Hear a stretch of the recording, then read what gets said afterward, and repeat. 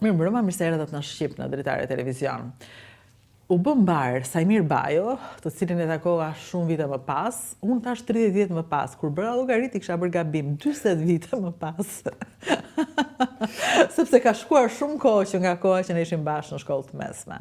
Po si duket nuk na e pranojnë, nuk e pranojmë këtë gjë. Dhe nga qifi pasaj që mora Sajmirin, i bëra ftesë gjithë grupit që do doja të filloni të dilni në Dritare dhe të ritakohemi në një farë mënyrë, edhe bashkë, po edhe me publikun e Dritares, që pastaj është i ftuar të bëj sa të doj intervista në Dritare. Ju e dini që ne dëshirojmë shumë të ndajmë sa më shumë histori personale. Sot kam një shoqe të viteve, që kur t'i shikojmë në foto, shiko, unë nuk e ti pse, unë nuk kam turp nga vitet i Vleza Loshnja. Mirë se erdhe. Mirë se gjeta dhe shumë faleminderit që na e hape Dritaren në grupit Asim Bokshit. Madje, Ilda solli me vete disa foto, pak foto. Ja, kjo është një foto e vitit 89, që i bjerë ishim në vitin e... Kemi qenë në vitin e 3 ose të 4 të shkollës mesme. Shkollës mesme, të 3. Këtu jemi në zbor me profesor Zef Zamputin dhe profesor Polikroni? Po. Polikroni është. Profesori Ushtarakes. Po, Ushtarakes. Edhe gjithë grupi ynë me kapelen kokë. Shiko, unë nuk jam me këtë foto dhe çuditërisht unë nuk e mbaj mend të kohën e zborit. Më thënë, mbani me armën e vërtet? Bënim kështu se këtu nuk... Mos i ke bërë gjë bish zborit atëherë? Ka më gjarë. Mos ke futur mik? Se nuk më kujtohet momenti që mbani me armë dhe bënim kështu. Po, ne kemi mbajtur, jo vetëm kemi mbajtur armë, por edhe kemi bërë qitje, kemi mësuar si të shtinim. Po. Ka qenë një periudhë kur besoj mund të ketë qenë dhe ky vit, ose ndoshta viti i fundit, kur kemi bërë zbor për herë të fundit. Ku jemi këtu? Këtë nuk e kujtoj të them drejtën, po gjithmonë ka qenë në rrethinat e Tiranës. Jo, unë e veshur, e kam dhe unë foton e veshur me roba, por nuk kujtoj momentin e armës. Ky moment më shfshir që të kem prek armë dorë. I merrni, domethënë, pjesa më e madhe, me sa mbaj mend edhe unë, pjesa më e madhe e ditëve tona ishin punë fizike, të mësuar teori, por ka pasur edhe raste se si zbërthenim dhe qëllonim me armë. E kemi bërë dhe këtë gjë. Për shembull, më shfiksuar një personalitet. Sot mburrem me këtë dhe mos... Po pra, kujdes me mua se unë ditë qëlloj. Po, është për të mburur tani, a? Po, mendoj që është një gjë shumë e mirë që bënim.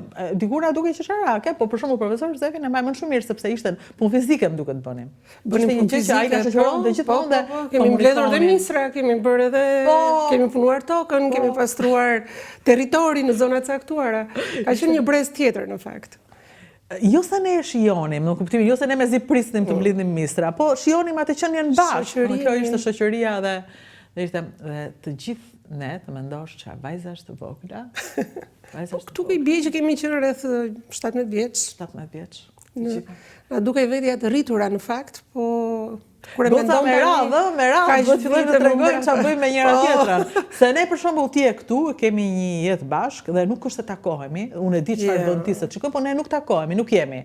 Dhe u gëzova shumë që ishe ndër vajzat aktive që mlodhe grupin, që u takuam kur erdhi Andi.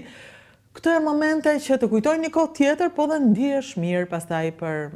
Kemi pasur një jetë. Absolutisht. Kemi vetëm, nuk po jetojmë vetëm tani. Ne kemi pasur një jetë. Mendoj që jemi brezi që kemi përjetuar të dyja kohët në një mënyrë shumë të fortë, që të dyja kohët, le themi, dhe atë para 90-s, se kemi qenë relativisht të rritur, pra ne kemi qenë 19-20 vjeç, 21, dhe kohën mbas 90-s, që ka qenë një pjesë e ndryshimit edhe zhvillimit personal të secilit prej nesh. Asnjë nga ne besoj këtu, në këtë foto, nuk bën atë për të cilën jemi diplomuar, ose shumë pak për tyre e bën. Doja ta dija, kush bën atë, sepse ne u diplomuam për italisht. Ne ishim në shkollë mesme në italisht, por nuk e di kush prej nesh vazhdon me italishte. Po mendoj vetëm ndoshta Albana që jep mësim italisht, pastaj gjithë të tjerët. Albana ku është në Itali? Albana është në Tiranë. Albana Pallucci? Albana Pallucci. Okej, pastaj Gremi. Jo, Albana Pallucci. Pastaj gjithë të tjerët s'kan fare më lidhje me italishtë, ndoshta dhe Esteri që është atje lart. Do na tregojnë, nëse duan, janë gjitha të ftuara se kam dëshirë. Ti çfarë bëre mbasi mbarove të mesme? Domethënë, mesja ishte në një farë mënyrë edhe koha. Ke edhe një foto tjetër nga e mesmja. Ishte koha që ne ishim bashkë. Po, këtu jemi në Shkodër, mendoj që është 90-a, marsi 90-s. Kemi shkuar në Shkodër për ditëlindjen e Erlet Armantinit. E ke takuar Erleta më? Jo, nuk e di në Itali. Erleta bëu gjallë. Po pra. Edhe çfarë emri kishte? Erleta Armantini. Erleta Armantini, emër prej Shkodrës fort. Këtu ka qenë një ekskursion së bashku me mësuesen ton Ivlin Lito, mësuesen ton italishtes, të cilën ne e kemi dashur edhe na ka shoqëruar në 4 vitet e shkollës mesme, me gjithë historitë e saj, me bëmat e saj, me personalitetin e saj energjik. Dhe mendoj që kanë qenë 2 ditët më të bukura të gjithë shkollës mesme, të paktën si i mbaj mend unë. Brezi ynë ka qenë brezi që dëgjonte muzikën në mënyrë të fshehur, jemi rritur me muzikën italiane, me që studionim italisht. Dinim gjithë këngët përmendesh, i këndonim, sigurisht nga fundi filloi edhe të lirohej pak dhe ne ti e mban mend kishim mundësinë edhe shpreheshim pak më ndryshe, por kanë qenë 2 ditë shumë të bukura. Dhe pastaj mbaroi. Pastaj mbaroi 90-ta dihet çfarë ishte, gjithë rrëmuja, në fakt unë mbaj mend atë mbrëmjen e famshme të maturës tek konvikti i shkollës Gjuhëve Tuaja, që sot është Universiteti Luarasi, ndërtesa përballë shkollës Gjuhëve Tuaja. E di që më vjen keq kur e shikoj që e kanë marrë në kuptimin sa njerëz mund të bëheshin, sa vajza mund të bëheshin zonja, siç u bëra unë, që më dha mundësia të isha në atë konvikt, domethënë. Po pra, ti e ke jetuar atë konvikt, kurse ne thjesht e kemi parë nga jashtë. Po, jo se kam dashur, po e kam jetuar. Absolutisht. E ke jetuar 4 vjet, jo pak, dhe në moshën më të re të mundshme, 15 vjeç, 14 vjeç, 15 vjeç. Që mendoj. Alana, kur i them që unë kam jetuar në konvikt 14 vjeç, edhe ajo çau kur e mori vesh për herë të parë, dhe tha, po pse të çuani jetimore ti? Nuk ishte jetimore. Shiko, kushtet ishin të atilla që normalisht ngjante jo mirë, mendoj, po ama nga ana tjetër mënyra se si jetoi shoqëria në ato vite dhe brenda konviktit ka qenë dhe më fort edhe se ne që ishim jashtë konviktit. Domethënë ju keni kriju. Nuk do bëhesha pa atë konvikt. Edhe pa për shembull Ivlin Liton, ka të ngjarë për mënyrën se trajtonte mua, jo ty të gjithë. Po ajo i donte të gjithë mendoj, unë kishte mënyrën e të shprehurit të dashurisë pak ndryshe. Gjithsesi na ka bërë mirë se ka qenë dhe rrept. Në momentet e caktuara. Bëj fjalë që ne të kishim të mos mësonim ose të silleshim si donim. Unë mbaj mend edhe në konvikt për shembull, nëse doja të dilje, lej 100 leje, po ajo thoshte në një moment, e mbaj mend si tani. Kur tha, keni hedhur erza ju? Do dilni? Jo, tha, s'mund dilni, që ishe shumë e penguar të ishe ajo që dohet të ishe. Me që është kjo foto këtu, kjo është Bendisi, shoqja jonë e klasës, e cila jeton në Zvicër sot. Por e kam sjell këtë foto sepse Amanda, baby, që është aty në mes, është vajza e Bendisit dhe është baby i parë i grupit tonë. Edhe unë doja ta kujtoja sepse jeta vazhdon e të gjithë jemi bërë me fëmijë, po Bendisi na gëzoi si të themi si teze. Ishte e para dhe mbaj mend Amanda kishte ca sy blu shumë të bukur, të mëdhenj dhe të bukur që më kanë goditur që atëherë tani ajo është rritur, është juriste, është avokate. Wow. Po tani përshëndesim vetëm Bendisin dhe Amandën. Absolutisht. Por po thosha duke u kthyer te shkolla e mesme, unë mbaj mend shumë mirë mbrëmjen e maturës.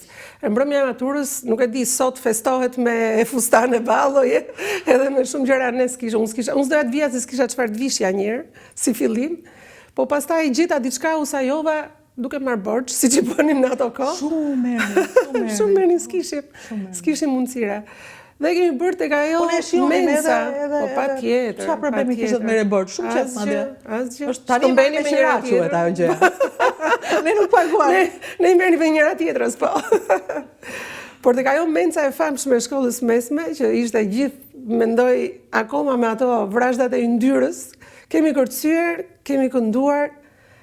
Profesor Zefi me Anila Berberin kanë kërcyer e arzuar 3 herë dhe 3 herë janë ngritur prapë.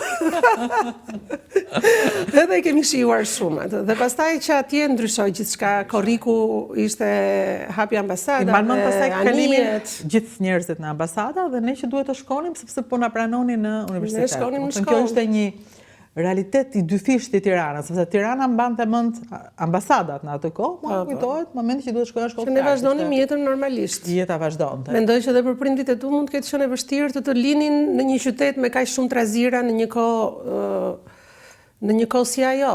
Jashtëzakonisht e vështirë. Nuk e di si e mbajtën mendjen ata njerëz që duhet ta linin vajzën në kaq shumë probleme. Po mendoj her pas here këtë mendoj që edhe fakti që të dy prindët e mi ikën nga jeta shpejt, 78 vjeç është tmerrësisht shpejt, është nga ankthët, nga frika që shkaktonte stresi fëmijët ose pa dia ç'do bënin me paratë, duhet që është dhe paratë. Për ata ishte edhe më e vështirë, sepse ata u gjendën në një moshë që patën një karrierë deri në një moshë të caktuar dhe pastaj do të fillonin gjithçka nga e para. Në 90-ën ata kishin ç'a bënin mësuesin. I maci ishte më jurist, u detyruar, ka shitur miell, ka shitur bateri makinash, mbante familjen, edhe gjitha ajo ngarkesë psikologjike e jep diku. Babi jeton. Babi jeton, por babi ka 10 vjet që është i paralizuar, ka pësuar një shemi cerebrale, e cila në moshë shumë të re, në fakt 68 vjeç ishte.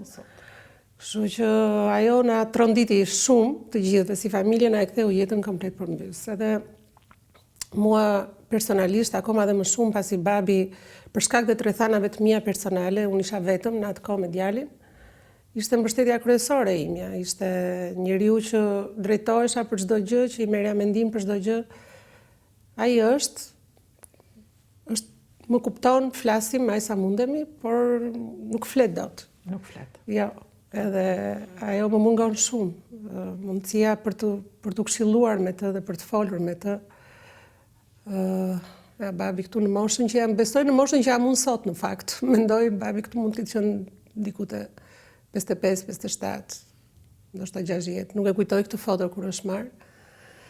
Edhe unë kam qenë gjithmonë siç janë të gjitha vajzat, vajza e babit. I kam ngjarë, i ngjaj në pamje, i ngjaj në personalitet, edhe pse mendoj që kam diçka edhe nga mami, kam atë butësinë e saj dhe durimin e saj të pakufit.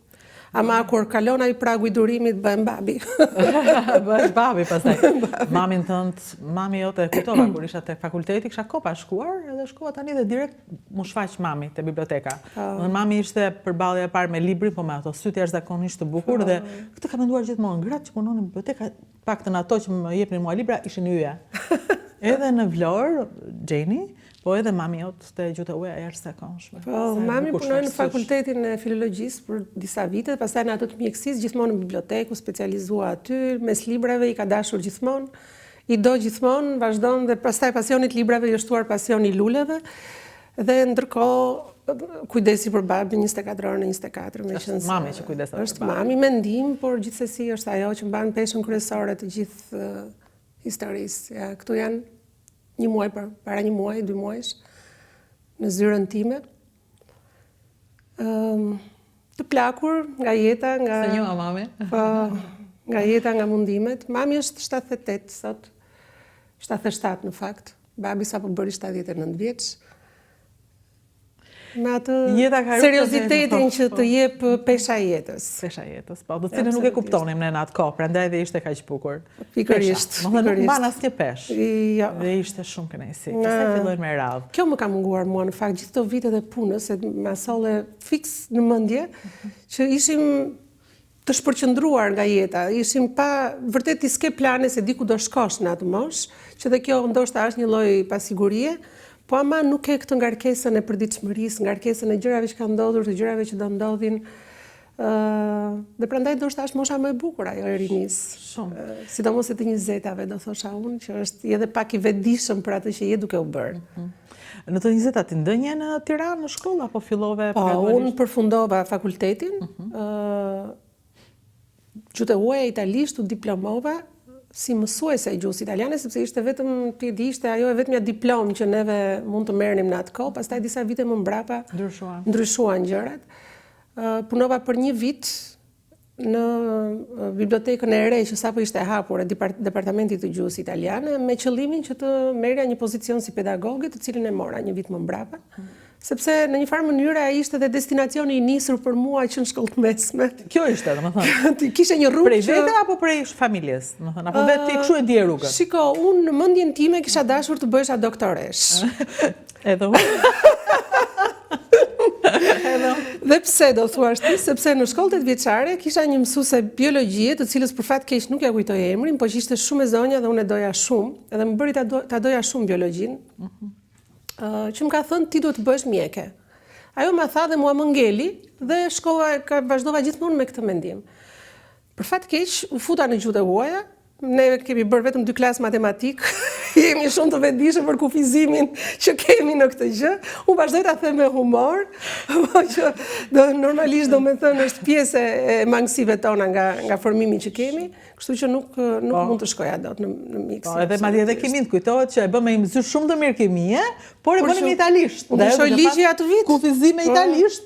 E kishte, nuk ishte aq e rep sa sheme të tjera. Absolutisht. Kjo ishte pjesa pozitive e faktit që ne na u desh të bënim italishten, atë kimin në italisht, sepse mësuesja ndjente mangësitë e veta në gjuhë, po nga ana tjetër ne s'mësuam dot gjëra në italisht në kimi, po që nuk mendoj që është ndonjë mangësi se nuk na duhet ndonjëherë, domethënë, nuk na është dashur ndonjëherë dhe mendoj që sistemi shkollor gjithsesi të jep shumë njohuri të përgjithshme, të cilat ti në jetë pastaj nuk të duhen. Nuk të duhen të gjitha, por ama të jep gjëra që ngelen, si për shembull se ngelen tek besoj letërsia, historia, absolutisht. Gjeografia. Formimi personal vjen nga shkolla dhe kam vënë re gjatë viteve pastaj më vonë edhe të punës, kur kam intervistuar vajza apo djem që për pozicione pune të caktuara, personat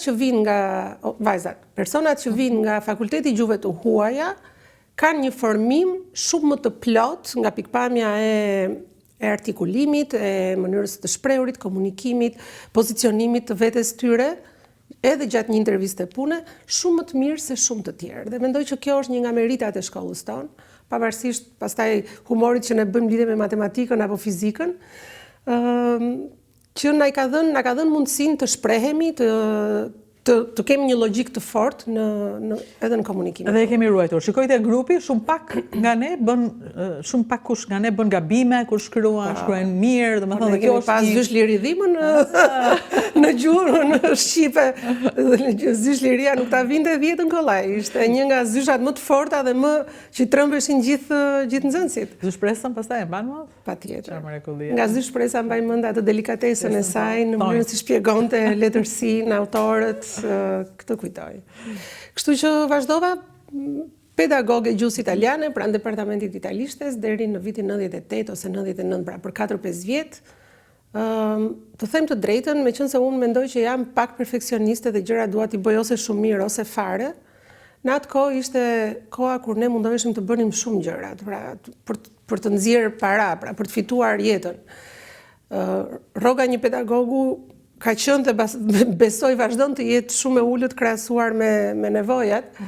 Kështu që unë jepja kurse italishte, bëja përkthime, bëja shumë gjëra në të njëjtën kohë, dhe kjo nuk më lejonte, ndoshta edhe pak dhe natyra ime, që pavarësisht se kam qenë e librave, nuk është se e kam shumë qejf studimin mendova që nuk e bëja mirë dot. Pra ose duhet të ulesha dhe të bëja vetëm atë dhe të isha një studiuse, kërkuese prej vërteti. Ndërkohë kalojnë foto të gjitha. Kjo është një foto tipike në fakt me babin, sepse kemi 3-4 të tilla në moshë të caktuar, në të njëjtin vend në Berat, unë kam lindur në Berat, ku i kam ecur, i kam futur krahun babit dhe kam qenë shumë krenare për këtë gjë. Prandaj dhe e solla. Kështu që e lash mësimdhënien. Fillova punë tek Instituti Italian i Kulturës si koordinatore e eventeve kulturore, që organizonte instituti në atë kohë, ishte në pikun e tij, kishte buxhetin maksimal. Nuk patim instituti, kosi ajo. Jo, nuk patim. Në atë kohë ju dhan dhe fonde, ju dha dhe shumë rëndësi kulturës italiane dhe gjuhës italiane, dhe për ato 2 vjet që ka qenë Lucia Cenerini. Lucia Nadin ishte studiusja që edhe sot vazhdon të studiojë rrënjët e gjuhës shqipe, kulturës shqipe, dhe arbëreshe gjithashtu.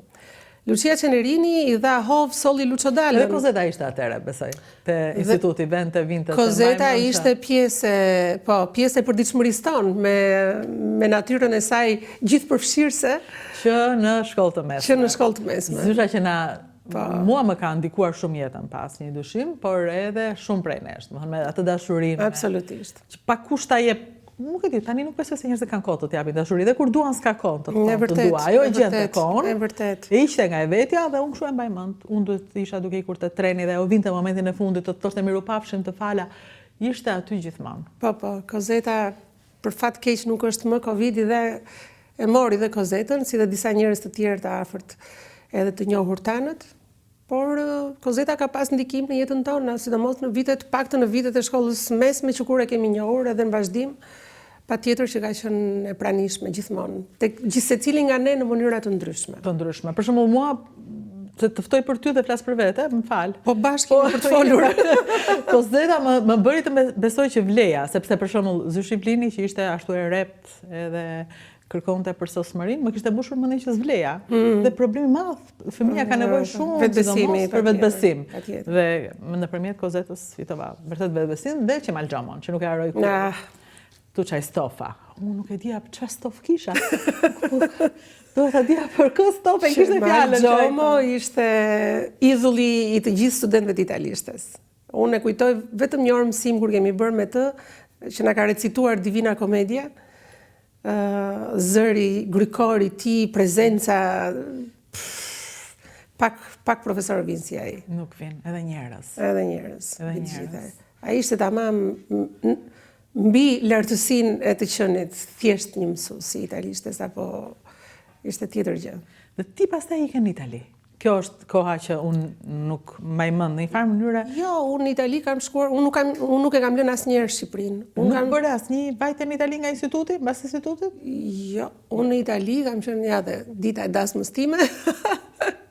Mami është duke qarë, po që shikosh. Mami nuk desh në asnjë mënyrë që unë t'ikja. Jo, sigurisht që do të martohesha, po ai momenti i ikjes nga shtëpia i vajzës mendoj që është i çik i dhunshëm në Shqipëri, se kur të vinë 10 veta do të marrin me një lloj e morëm tani. Këta të gjithë e kanë përjetuar shumë keq. Po edhe unë isha e lodhur atë ditë me dhimbje koke. Edhe kështu, ja, duket në foto. Duket në foto. Unë, në fakt, Shqipërinë nuk e kam lënë asnjëherë, edhe për këtë, në një farë mënyrë jam edhe pak krenare, si dhe ti që se ke lënë asnjëherë dhe disa të tjera nga ne. Jo se ka ndonjë gjë të keqe, sepse gjithë secili ka bërë zgjedhjet e veta, por ne kemi hequr të mirat dhe të këqijat e këtij vendi dhe sot mendoj që kemi gojën më shumë se kushdo tjetër të shprehemi për të, në të mirë e në të keq gjithashtu. Kështu që ky është Enio. Është sytë e mamit apo të babit? Sytë e mamit tim. Asnjë nga ne të dy nuk i kishte. Po pra, Marini nuk kishte si bëqell. Do ka sytë e mamit. Sytë e mamit tim, po. Edhe një vlla është, po me sy. Po, edhe vllai. Që ka kaluar kështu. Po, Enio është dobësia, dashuria ekstreme. Sa vjeç është tani?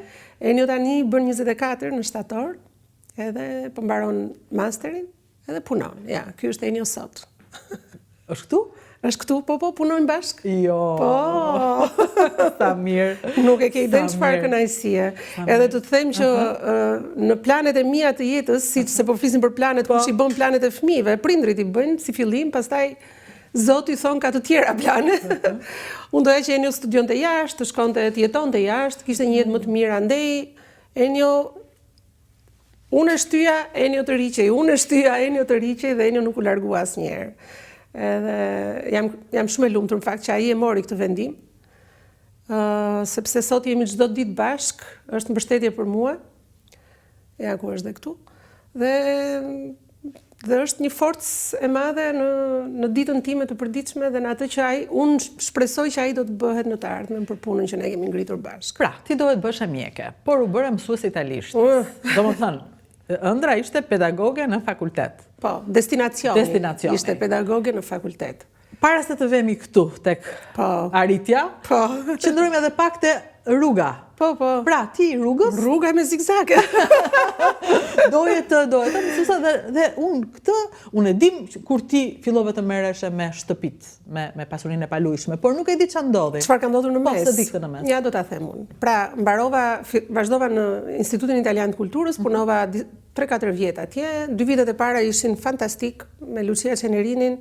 Kemi bërë evente fantastike, të mrekullueshme, për të mbajtur mend për gjithë jetën. Pra kemi sjell Lucio Dallën, kemi sjell shkrimtarët më të mëdhenj të Italisë, instrumentistët më të mëdhenj të Italisë. Në atë kohë ka qenë një periudhë që nuk e harroj deri në fund. Dhe Lucia Cenerinin e shoh gjithmonë, mbajmë akoma komunikime sot.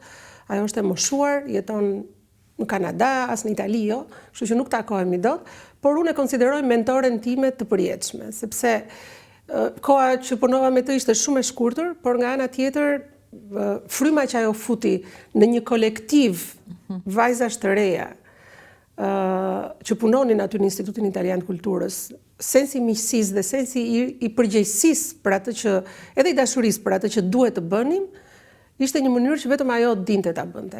Edhe unë shpresoj dhe e kujtoj shumë shpesh atë në punën time të përditshme me njerëzit me të cilët unë punoj sot. Mbas Institutit Italian të Kulturës, doja të bëja diçka vetë. A doje të? Doja të bëja diçka vetë dhe hyra botës eventeve dhe dasmave. Po si pra?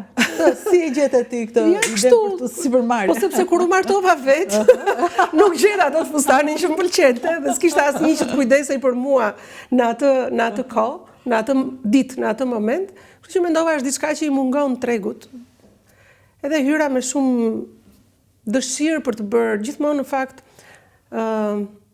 se po thosha jam pak perfeksioniste dhe kam dashur... Kërkoj kalojmë të gjitha fotot, regjia, të lutem, ne qëndrojmë vetë pastaj ku duam. Kam dashur të bëj gjithmonë gjërat shumë mirë, edhe duke dashur të bëj gjërat shumë mirë, kam marrë përsipër ndoshta në raste të caktuara më shumë se ç'duhet. Ky është një screenshot i telefonit tim për të thënë që në telefonin tim nuk ka më foto njerëzish apo ngjarjesh, po ka vetëm foto pronësh. Mirë, po ku janë këto prona, me qira fjala? Këto janë në gjirin e Lalzit për t'u bërë së shpejti. Wow. Po ti ke të ardhën në duar në celular. Absolutisht po. Ja, gjë e parë që bëri kur erdhi tha, shumë mirë ke këtë. I thash unë jam me qira, po pse tha s'blen me qira? Direkt filloi puna. Filloi këshillimi. Kam lekë, tash blej. Me kredi. Me kredi. Pra, po flisnim për vazhdimin, doja të bëja diçka time, doja një aktivitet i cili të më përmbushte dhe të më bënte të ndihesha mirë edhe pavarësi financiare, patjetër, po edhe shpirtërore, diskutohet, sepse kur ti krijon diçka tënden, siç edhe ti e di tani më, është gjëja jote dhe e do, edhe e bën me qef. Ajo gjëja vazhdoi për disa vite, ai aktivitet vazhdoi për disa vite. Unë u gjenda në mes të një situate personale jo shumë të mirë, patëm së bashku me ish bashkëshortin atëherë, një situatë që nuk funksionoi, marrëdhënia jo nuk funksionoi, e shtym për 3-4 vite jo të mira së bashku. Inxhinior në fakultet? Me njëherë mbas fakultetit. Mbas fakultetit. Janë 2 vite mbas fakultetit. Marini është arkitekt, unë bëja në atë kohë isha në Institutin Italian të Kulturës, fakultet, gjithashtu. Ndonjë disa vite bashkë, bëm Enion, nuk funksionoi, u nda. Dhe periudha e ndarjes ishte edhe periudha kur unë vendosa të hiqja dorë nga aktiviteti i eventeve dhe dasmave, sepse ishte... Se të punoj me Marinin? Jo, nuk punoja me Marinin. Isha vetë, por ishte dhe shumë i lotshëm dhe fillova të kisha probleme fizike, hernie diskale, situata të këtij lloji. I kemë? Jo, nuk i kam më shumë, tani i kam nga mosha, që mezi ngrihemi, mezi ulemi. Fillojnë ndjen ato kërcitje të gjymtyrëve që dikur dëgjonin prindrit tanë ti përshkruanin, kështu që vinë gjërat me breza. Dhe i hyra real estate-it. Edhe me sugjerimin e Marinit, ai ishte viti i fundit që kemi qenë bashkë në fakt. Gjithmonë në atë udhkryqim për të bërë diçka vetë, u paraqit një mundësi, një miq tanët të asaj kohe, morën franchising centrin 21 e Blen, unë isha prezente gjatë gjithë atij procesi dhe vendosa të hyja real estate-it. Ta hapja zyrën e parë, centri 21 në Shqipëri, edhe pse s'kisha absolutisht asnjë lloj ideje se si bëhej kjo punë. Kisha bler vetëm shtëpinë time te Komuna e Parisit, edhe ato me ndihmën e babit që njifte ndërtuesin. Kështu që nuk isha lexuar ndonjëherë gazetën Chelsea, që ishte atëherë në atë kohë shumë e famshme, nuk isha bërë asnjëherë tur e shtëpish, nuk isha negociuar ndonjëherë. Megjithatë thash, do t'i hyj. Edhe i hyra. Bëra atë trajnimin që... Të parën ke shes shtëpinë tënde, me siguri. Jo, si ishte ajo e para. E para ka qenë një qera e vogël që më bëri të ndjesha sikur kisha bërë ndonjë gjë shumë të rëndësishme, shumë të madhe. Dhe nga ajo kohë kanë kaluar më shumë se 17 vjet, po bëhen gati 18 tani, që më kanë shoqëruar, kam njohur mira njerëz, kam parë mira shtëpi, prona, kam folur dhe kam krijuar shumë miqësi të reja, ashtu siç edhe jam mërzitur nga shumë të vjetra, sepse jeta kjo është në fund të fundit. Gjithmonë me atë pretendimin për të bërë diçka të rëndësishme dhe për të bërë diçka. Ja, se unë them pak më vonë, po ne se mund të ndalojmë. Ky është Ky është momenti kulminant. Që unë nuk e dija, se nuk e di pse, nuk e dija që do më ndodhte kjo gjëja. Dhe kur e pash që ishe ti, unë nuk gëzova shumë. Dhe me njëre shpërndava, bëra lajm patjetër, edhe as pa kërkove, as kishe nevojë, se nuk e nevojë kur lajmi bërtet. Po unë u kisha shumë krenare për ty. U gëzova. Të them të drejtën, edhe unë vazhdoj akoma ndjeja kur shoh këto foto, vazhdoj ndjej ato ngacmimet e krenarisë për veten, edhe për atë që në një farë mënyre kam arritur jo vetëm në këto 17 vite. Real estate është një industri jashtëzakonisht shumë e vështirë. Tani në çfarë pike është bën ti, domethënë, bashkë me partnerin? Po, atëherë këtu jemi me Brendonin, i cili është partneri im në jetë dhe në biznes, në punë, prej 8 vitesh e gjysmë tani më, ai jeton në Shqipëri bashkë me mua. Ndajmë përditshmërinë tonë në mënyrën më të suksesshme të mundshme. Çudia më e madhe na than, po të rini 24 orë bashkë, do ziheni, do prisheni, do ndaheni, etj. Neve nuk kemi zënë ndonjëherë. Dhe vazhdojmë të jemi bashkë, sigurisht ngrejmë zërat ndonjëherë, kur secili ka opinionin e vet më të fortë se tjetri, por ndajmë përditshmërinë tonë dhe çojmë përpara biznesin. Ky moment është hyrja në pallatin e brigadave. Ne të dyve, ai është Enio dhe mbrapa është vajza e Brendonit që erdhi nga Shtetet e Bashkuara të Amerikës, së bashku me bashkëshortin e saj, për të marrë pjesë në këtë event, por edhe me dëshirën për të njohur pak më shumë Shqipërinë dhe tani ata kanë vendosur që të vinë dhe të punojnë e të jetojnë. Kaloj fotot të gjitha, mos qëndro se ndryshe do ngelemi pastaj pa foto, të gjitha fotot e eventit. Që çfarë eventi ishte ai? E shpjegojmë pak. Ky ishte eventi i lançimit të Forbes Global Properties, që është divizioni real estate i revistës Forbes, që trajton prona nga më të shtrenjtat, nga më elitaret, nga më premium në gjithë botën, në vendet ku Forbes është prezent, tani më në 35 vendet të botës. Arritëm vjet në prill të firmosnim marrëveshjen si përfaqësues ekskluziv për Shqipërinë brenda rrjetit Forbes Global Properties. Që do të thotë, me fjalë të tjera, çfarë do të thotë kjo për? Do të thotë që Shqipëria tani më është pjesë e gjithë aparatit Forbes, jo vetëm Forbes Global Properties, po pjesë e gjithë aparatit Forbes, emrit më të madh të biznesit. Një revistë e cila ka 165 milion shikues çdo muaj në faqen e vet online. Që do të thotë që çdo pronë e vendosur në Shqipëri e listuar nga ne brenda rrjetit ka mundësinë jo vetëm të rritjes së një standardi që është ai i Forbesit, sepse ata kanë kriteret e tyre për të pranuar një pronë në rrjetin e tyre, por edhe mundësinë e një ekspozimi global siç është ai i Forbesit, Forbes Magazine, pra ju një për arsyeve që kanë rritur çmimet, se po i blejnë tuaj.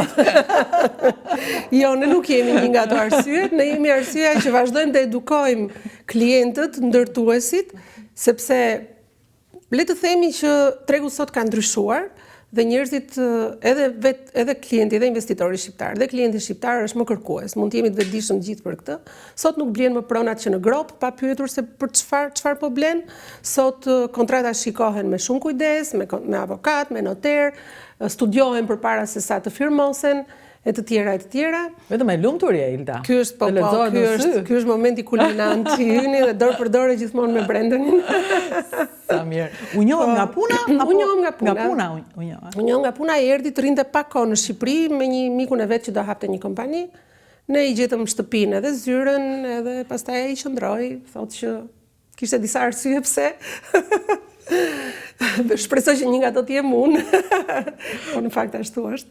Nuk ka dyshim që je ti dhe sa mrekulli që je ti. Ku jemi bashkë. Dhe për të shumë mirë, jam vërtet shumë e lumtur për gjërat që ke bërë dhe që je, por ai çfarë thot për Shqipërinë, sepse ai e shikon me sy të tjerë, më thënë për Shqipërinë tani, në kuptimin e pronës, e vlerës, e sigurisë. Brendoni është partizani më dinamik dhe më i zjarrt i Shqipërisë, i zhvillimeve të Shqipërisë, edhe i asaj ku do të jetë Shqipëria, thot ai, në 10 vitet e ardhshme. Kur ka ardhur, bënte komente të cilat mua më dukeshin të pa, këtu është Narea dhe gjithë antarët e Nareas, që është shoqata jonë, me disa nga kolegët.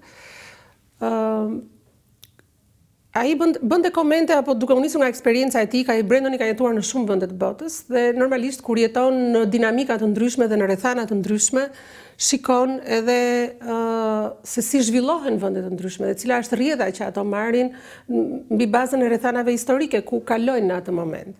Dhe ajo që vuri re Brendoni ishte diçka që ai kishte vënë re edhe në vende të tjera ku kishte jetuar më parë, një vend i cili po tentonte të dilte nga ai tuneli, po flasim për 8-9 vite përpara, nga ai tuneli ku ne ndiheshim të gjithë deri atëherë, ai shikonte optimizëm, ai shikonte mundësinë e zhvillimit, shikonte shenjat e para të një vendi në rritje. Unë nuk e besoja dhe si unë edhe shumë miq, njerëz, klient me të cilën ne bisedonim gjatë punës tonë, sot mbas kaq vitesh, Brendoni me shumë krenari thot, të kujtohet kur unë thosha kështu, ja kjo po ndodh, ja dhe kjo po ndodh, ja dhe kjo tjetra po ndodh. Këtu jemi me Michael Jalbert, që është CEO i Forbes Global Properties, dhe Marcus Benusi, që është Managing Director. Në zyrën tonë, duke i treguar Tiranën nga lartë. Jemi shumë krenar për të treguar pjesën e bukur të Tiranës. Tirana, e dim të gjithë, ka disa fytyra. Po shumë kryeqytete kështu janë, fundit, në shumë fytyra. Absolutisht që po. Fytyra që ne shohim paktën për ditëshmërinë tonë, është ajo e bukur, është ajo në zhvillim, është ajo që e afrohet gjithmonë më shumë një metropoli europian, pavarësisht problematikave për të cilat të gjithë jemi të vetëdijshëm, po ne shikojmë vetëm, unë kam përshtypjen që ne si shqiptar jemi pak pesimistë, i shikojmë pak gjërat me ngjyra negative në përgjithësi. Kjo vjen nga historia që kemi kaluar, nga rrethanat ku kemi jetuar, dhe nga mungesa e shpresës, sepse edhe në 30 vite në një farë mënyre kemi parë gjërat të lëvizin shumë më ngadalë nga çdo donim ne të lëviznin. Normalisht ti ke punuar jashtëzakonisht shumë, të duhet të marrësh një kredi që ta blesh këta. Që normale s'do ishte. Që normale s'do ishte. E njëjta gjë edhe për mua. Me aq shumë sa kemi punuar, duhet ishim të themi në situata të tjera jete personale, financiare, gjitha me radhë. Por, e mira është që të paktën shikojmë gjërat të ndodhin ndryshe në këtë moment, dhe ndoshta për fëmijët tanë do të jetë diçka më e lehtë, do të jetë më e bukur, do të jetë më plotësuese, edhe nga pikpamja shpirtërore dhe sigurisht edhe nga pikpamja e të ardhurave pastaj. Tirana apo Jugu, po të rreq më shumë të huaj? Çfarë po bëni ju aktualisht? Në këtë moment im tregove një fotografi. Ne nuk do na dali koha për fotot, kështu që mos lër asnjë, të gjitha jepi. Ja, Tirana, me qenë se po flisnim, kjo ishte një pamje që unë e shkrepa një ditë se më bëri përshtypje ngjyrat, midis asaj blus në fund fare të qiellit edhe gris furtunës që po afrohej. Shiko, Tirana vazhdon të mbetet kryeqyteti, është një qytet që po rritet, ka shumë projekte dhe shumë plane, por mendoj që për t'i dhënë jetë atyre projekteve duhet t'i jepet jetë edhe disa planeve ekonomike, pra disa reformave ekonomike. Shpesh i referohemi Dubait për shembull, sepse Dubai u ngrit nga hiçi brenda një 10 vjeçari, ndërkohë që Dubai ofron për investitorët që shkojnë atje lehtësira pafund taksash, mundësira pafund për të gjitha kompanitë për t'u zhvendosur atje, sepse në fund fare sot bota është bërë e vogël dhe secili mund të zhvendosë në çdo vend të mundshëm, por duhet të shikoj avantazhet sepse ne kemi disa nga këto avantazhe, por jo plotësisht. Ne kemi avantazhe kur vjen puna për shembull në aktivitetet e hotelerisë dhe të turizmit, në restoracion, gjëra të këtij lloji. Por mendoj që duhen shumë më tepër le të themi benefite financiare për kompani të mëdha që të vinë të zhvendosen në Shqipëri, që të kenë mundësinë pastaj të zënë ato projekte, pra të popullojnë ato projekte shumë të bukura, të cilat janë duke u konceptuar në këtë moment. Tirana është pak më ngadalt nga pikpamja se si ecën tregu, kurse Jugu është në flak, themi.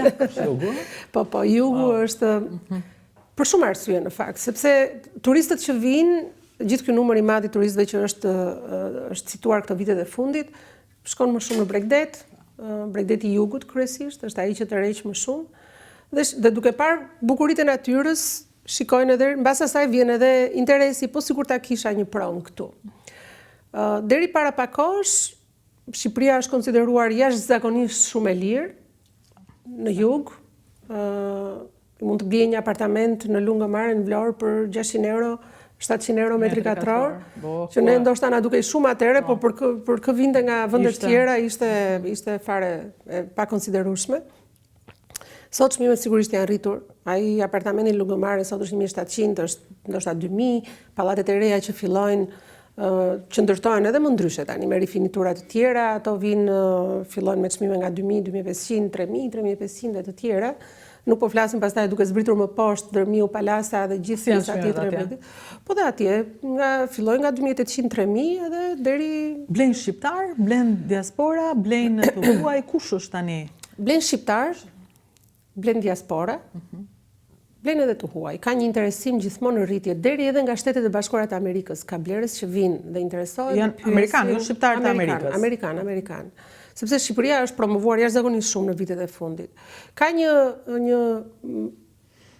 mos konceptim real në fakt të Shqipërisë nga ana atyre që jetojnë jashtë, edhe të diasporës, edhe të huajve, sipas të cilit Shqipëria duhet të jetë prap 600 euro.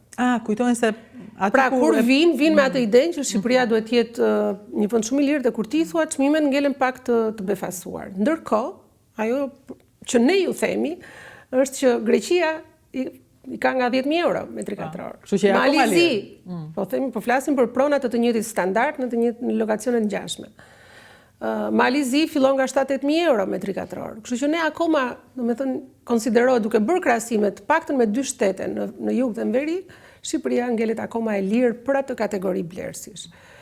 Për fat keq, për ne si shqiptar, dritarja e investimit po mbyllet gjithmonë më shumë, sepse çmimet po rriten gjithmonë më shumë. Po mbyllet, duhet ta pranojmë që ka të ngjartë mbyllet fare, siç po vjen puna. Unë nuk do thosha që do mbyllet fare, unë do thosha që nëse ti do doje të kishe një apartament në Buzë të Detit, nuk do ta kesh dot më, sepse ai do të ketë një kosto shumë të lartë, por ama mund të kesh një gjë në Bregdet në një vit të dytë, të tretë, të katërt, siç është në gjithë botën në fakt, në fund fare.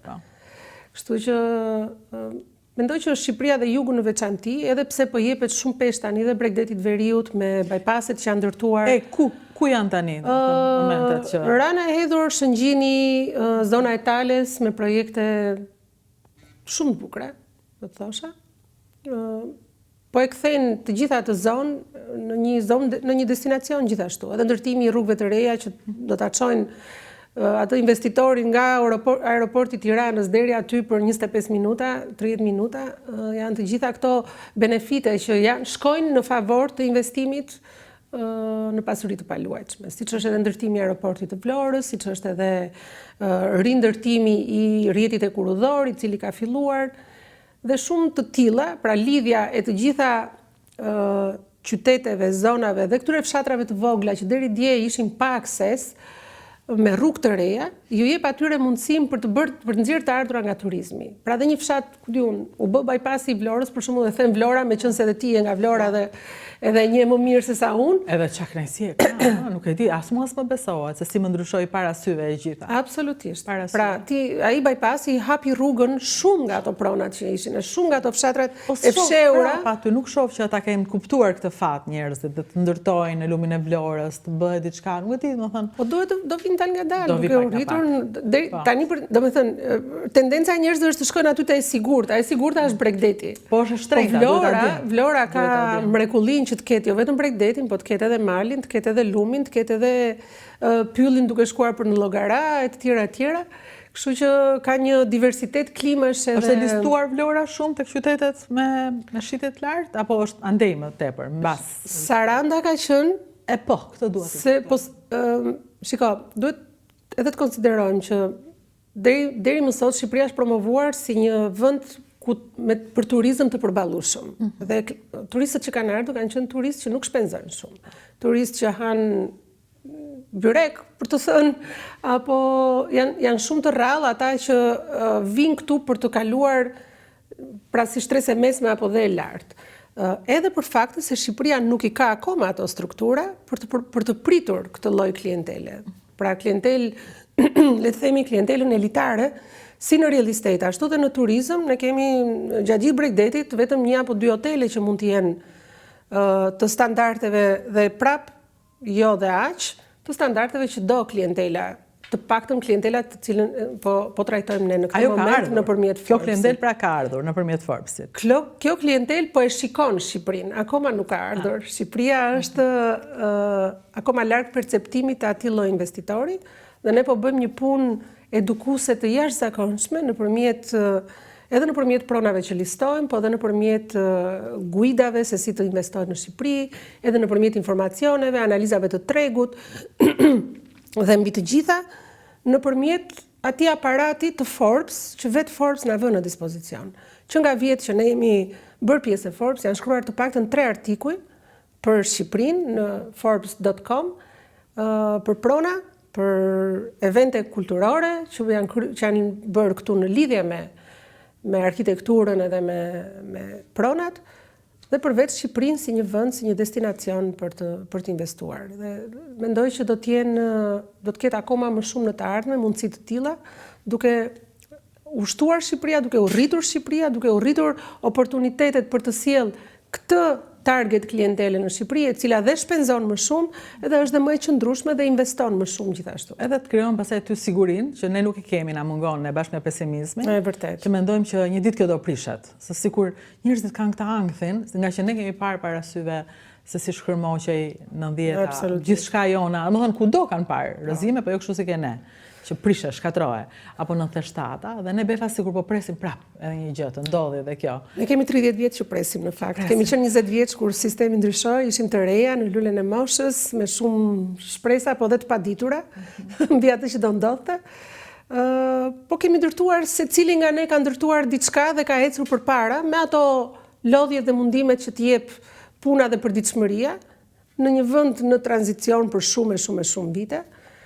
Dhe ndoshta edhe për këtë arsye kemi humbur, shpesh herë bëhemi pesimist edhe humbasim shpresën, por nga ana tjetër është e pamundur të mos shikosh se ku po shkojmë tani më. Tani nuk ka kuptim të mos e shohim. Nuk ka kuptim të mos e shohim. Kthim mbas nuk ka, sepse ka aq investime sa nuk mund të rrezikohet përsëri rikthimi. Jo, absolutisht. Plus po flitet për emra shumë të mëdhenj të cilët po i afrohen Shqipërisë. Shumë njerëz thonë janë spekulime, por unë e di që nuk janë spekulime, ky është vllai im me sytë e mamit shoqen e tij dhe me sytë e mamit. Shumë i mirë, vlla gjithashtu. Po, shumë. Edhe ai me ëndra të mëdha, me një botë artisti shumë të pasur, dhe me të rrahura dhe përplasjet e jetës si të gjithë ne. I kemi të gjithë. Këto na bëjnë ata që jemi në fund të fundit. Po, pikërisht. Këto na kanë bërë dhe të jemi këto të fortët që mund të përballojmë gjithçka. Edhe kur përballemi me këto brezat e rinj të sotëm, përveç se është gjithmonë e natyrshme lufta mes brezave, dihet ajo, ky brezi ynë, ky brezi juaj, po mendoj që ne kemi qenë jemi gatitur si më të fortë për shumë gjëra, që nga ajo ushtarakja dhe mbajtja e asaj pushkës, për cilën folëm në fillim. Dhe tani në fund të lutem, se po i them gjithkohës se ne as po më vë vetëm profesionalet. Nuk ishte vetëm për profesionin Ilda, po për të gjitha. Kështu që çfarë të kesh që nga materniteti deri tani kaloi edhe një herë të gjitha, ndërsa ne flasim i dua të gjitha fotot, i vura thot ai, si pashun. Sepse kjo s'ishte thjesht për çfarë ti ke bër, po për çfarë ti je, për çfarë. Dhe si e nisëm ne, 14 vjeçe, shkollë të mesme, me tjera ëndra, si erdhëm rrugës, se po nuk treguam për shokët e klasës, me lule në dorë, se mblidhem dhe lule. Kjo është në 84, shive, atje lartë 89. Fundi, po afroj shkollës mesme. Edhe po vinte ndryshimi i madh, që pastaj na mori përpara, edhe na ka sjellë këtu në 2026-ën.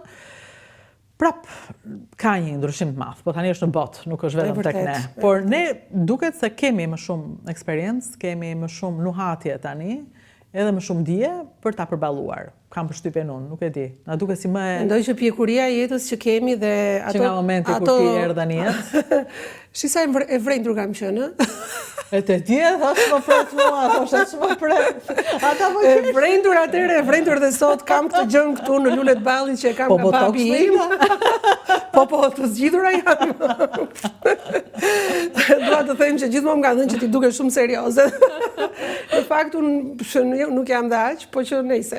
Kjo është pjesë pastaj. Ja, Beratin ose dia për shembull që kishe lindur në Berat. Po, deri në klasë parë kam qenë në Berat. Po, pastaj babin e transferua në Përmet, kemi jetuar dhe 3 vjet të tjera atje. Dhe në 82-shin kemi ardhur në Tiranë. Isha erdhe gati për shkollë. Isha klasa e 6 dhe pastaj e 6 kur kemi ardhur në Tiranë. Kështu që edhe me ato veshjet që në një farë mënyrë kishin gjithë ngjashme të gjithë. Të gjithë një lloj, 2 fustane kishte gjithsej.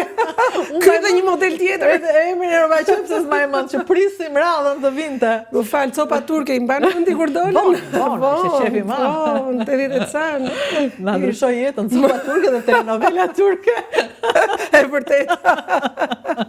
Po Turqia ngelet gjithmonë jetën tonë, sido që të jetë. Edhe pushimet. Pavarësisht se ne kemi zgjedhur Italinë. Ne kemi zgjedhur Italinë, ne kemi zgjedhur dashuri për Italinë. Po. Që nuk ka ikur asnjëherë dhe nuk e di, e ke prap Italinë tani, është Amerika tani më shumë.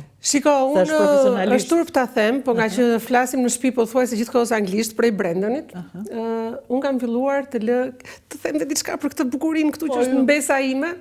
Dhe pse? Unë kam dashur, është vajza e vllajt Arja. Sot është 13 vjeç, është e rritur. Po Arja është rritur me mua, me ne, me prindrit e mi shumë. Ishte si vajza, ishte dhe është si tjetë vajza ime. Unë doja shumë të kisha një vajzë. Edhe kur Enjo ishte konceptuar, po shpresoja me shumë shpirt ishte vajzë deri në fund. Dhe këtë Enjo e di dhe shumë herë bën shaka sot me mua. Kështu që kur lindi Arja ishte ajo vajza që unë se pata dot, edhe është një dashuri më vete ti jesh hall, sido që të jetë. Është një ndjenjë shumë e veçantë, sidomos kur është vajzë. Kjo ishte. Kjo ishte historia, e pastaj sigurisht. Jam shumë e kënaqur që folëm se kjo na mungon të flasim. Ne nuk takohemi më, duhet ja dim për nder Randit edhe Sajmirit, çunave të klasës që vinë nga jashtë, sepse ata vinë me një mall shumë të madh, jo vetëm për ne që s'na kanë takuar data prej vitesh, por edhe për vendin, meqense i mungon, mendoj, atje ku janë, sido që të jetë. Tani ti po thoshe që Sajmiri do të kthehet në Shqipëri. Po do doja të punoja në Shqipëri. Domethënë ka gjithmonë ca rrënjë që të mbeten, të tërheqin këtu. Një mikesha ime shumë e mirë që jeton në Kanada prej pothuajse 30 vjetësh dhe ajo, më tha jemi shumë mirë atje, gjërat I kemi shumë mirë, është gjithçka shumë e qetë, e qartë, pra nuk ka problematika, po jemi si me këmbë në ajër. Nuk I kemi këmbën në tokë asnjëherë. Dhe kjo më bëri shumë përshtypje dhe përsëris sa herë më jepet rasti. Dhe prandaj ndoshta këto janë ato rrënjët që I thrasin. Dhe këtu mund të përfitosh ti edhe profesionalisht tani, sepse ata do kthehen dhe do vlenë. Shiko, ne dera patjetër që është e hapur për të gjithë, ne duam më shumë që ata të shijojnë Shqipërinë.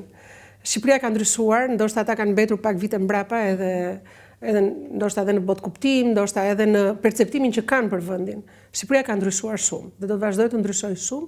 Pjesa e atij ndryshimi jemi ne me përditshmërinë tonë gjatë këtyre 35 viteve. Sakt.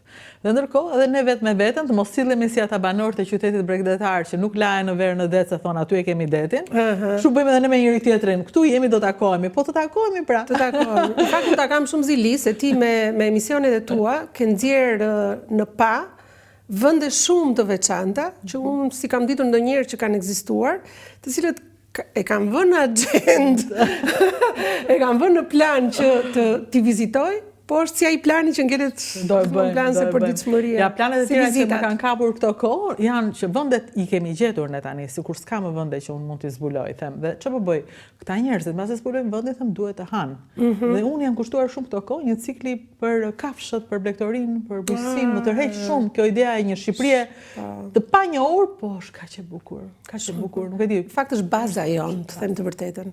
Sepse ne shikojmë gjithë të pjesën moderne tani, hotelet e mëdha me emra të mëdhenj, po në fakt në gjithë botën po I rikthehen asaj të voglës, po I rikthehen traditës, po I kthehen rrënjës, ushqimit të përgatitur nga nëna dhe gjyshja.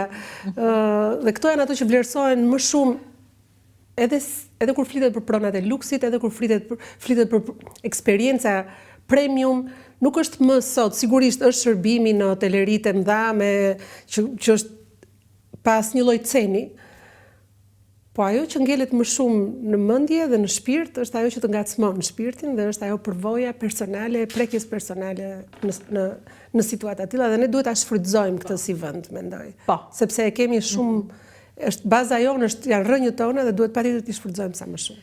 Kësaj do të kushtohesh tani dhe kanë filluar, kështu që Sirkunder kanë filluar patjetër të kthej kokën nga e kaluara, kanë bërë gjithmonë edhe ku tjetër mund të mos ndaloj se tek viti i parë gjimnaz, edhe 4 vitet e shkollës së gjuhëve tuaja te Asim Bokshi, aty ke rruga Elbasanit. Faleminderit shumë që erdhe dhe kujtuam bashkë edhe të lutem ftoj ti, mos i ftoj unë klasën tani. Grupin do t'i kapur një nga një. Ta din që duam shumë kush është jashtë online, nuk ka nevojë fare të vi këtu online, flasim, tregojmë edhe kuptojmë çfarë po bëjmë e vete. Do donim. Keti Ylli po i bëjmë një ftesë me njëra. Keti Ylli. Keti ka shumë për të thënë gjithashtu. Po të pres javës tjetër Keti, për kurën. Rutina, shumë faleminderit. Ishte vërtet kënaqësi sepse edhe na mungojnë këto momente të shprehurit, i mbajmë gjërat për brenda se na merr rutina e ditës dhe nganjëherë në anglisht tani edhe ke lënë në italisht dhe shqipe.